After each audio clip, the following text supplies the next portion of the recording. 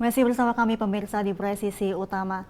Kepolisian Resor Kota Polresta Bukit Tinggi bersama Kepolisian Daerah Polda Sumatera Barat menggelar kegiatan trauma healing bagi warga dan juga anak-anak yang terdampak aktivitas vulkanik Gunung Merapi.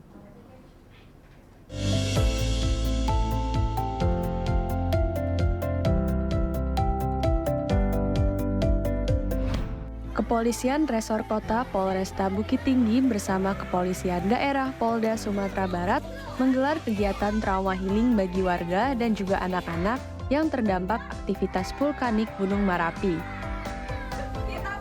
Berlokasi di SDN 12 Jorong, Batang Salasiah, Agam, Sumatera Barat, kegiatan trauma healing dihadiri oleh Biro SDM Polda Sumatera Barat, TNI, Badan Penanggulangan Bencana Daerah atau BPBD, serta Kapolresta Bukit Tinggi Kombes Pol Yesi Kurniati.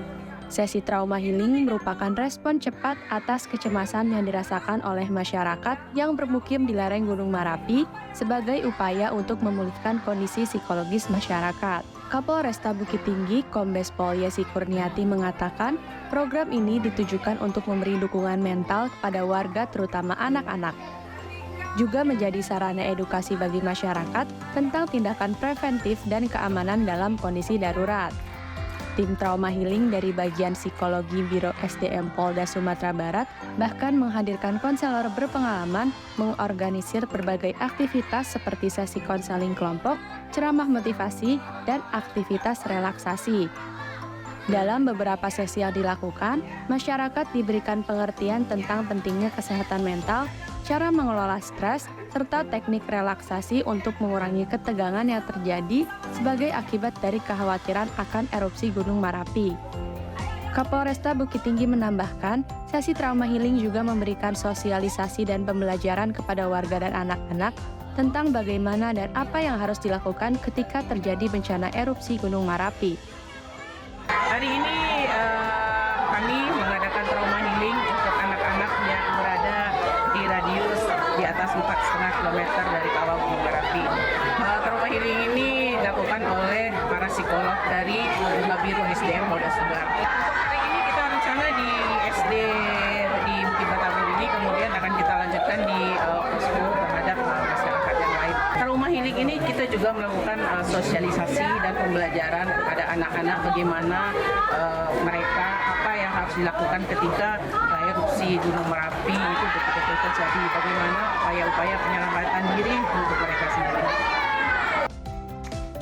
Polresta Bukit Tinggi dan Polda Sumatera Barat berharap kegiatan trauma healing ini dapat memberikan dampak positif yang berkelanjutan bagi kehidupan masyarakat di lereng Gunung Merapi, sehingga mereka dapat kembali menjalani kehidupan mereka dengan rasa aman dan tenang. Dari Humas Polresta Bukit Tinggi Sumatera Barat melaporkan untuk Polri TV.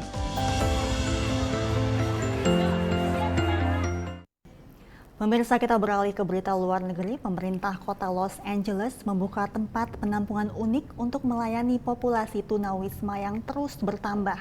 Selain menyediakan tempat tidur dan makanan, tempat ini juga membantu mencari pekerjaan, mengobati kecanduan, dan banyak lagi.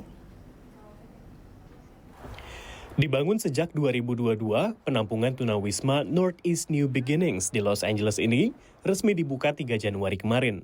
I think this is a perfect example of what we need to build all over the city. And one of our biggest challenges, we know what to do, but how do you get to scale? Kompleks ini akan menampung 95 orang, sebuah langkah awal di kota yang memiliki sekitar 46.000 tunawisma, menurut Otoritas Layanan Tunawisma Los Angeles. Tempat penampungan ini memiliki semua yang dibutuhkan penghuninya, kamar mandi yang lengkap, serta dapur dan ruang yang luas. We have, this one is a 3-person room. It has a full bathroom. Each unit is custom. We've color-coded them. We want them to feel at home. Selain tempat tinggal, penampungan ini juga membantu penghuninya mencari pekerjaan, mengajukan tunjangan jika diperlukan, dan mengobati kecanduan obat-obatan. Ini adalah model baru bagi tempat penampungan tunawisma, ujar anggota Dewan Kota Unices Hernandez. Usually, interim housing looks like tiny sheds where it's just a place for people to sleep. This, we provided more, and they can stay as long as they need to until they get into permanent housing. Pada tahun 2024, dari 13 miliar dolar atau setara 200 triliun rupiah anggaran, pemerintah kota Los Angeles akan menghabiskan sekitar 1 miliar dolar atau sekitar 15 triliun rupiah untuk membeli hotel-hotel yang akan dialihfungsikan menjadi tempat penampungan dan membangun tempat penampungan tunawisma seperti ini. This project cost us $16 million, which is not a lot of money because we spend way more money on other things such as uniforms, helicopters. This is a drop in the bucket in the city budget, which is billions of dollars. Dalam beberapa tahun terakhir, negara bagian California telah menghabiskan lebih dari 2 miliar dolar untuk mengatasi masalah tunawisma. Namun warga setempat belum melihat banyak perubahan. Savino tinggal di seberang jalan dari tempat penampungan yang baru. Dia telah tidur di tenda selama 5 tahun terakhir. The rent is killing everybody, especially if you don't have no family here, it's worse. I have the RV, but if it's possible, for me, it's better if I stay in a shelter. Savino mengatakan bahwa ia akan dengan senang hati menghabiskan musim dingin saat ini di Northeast New Beginnings. Tetapi daftar tunggunya sangat panjang, sehingga ia mungkin tidak bisa masuk sampai musim panas pada pertengahan tahun. Kota Los Angeles di California adalah kota di Amerika dengan populasi tunawisma terbanyak, disusul dengan kota New York.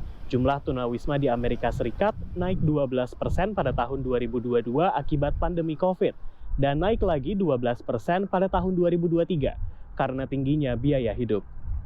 Dari Washington DC, saya Rio Tuasikal dan tim VOA. Tetaplah bersama kami pemirsa, Presisi Utama akan segera kembali.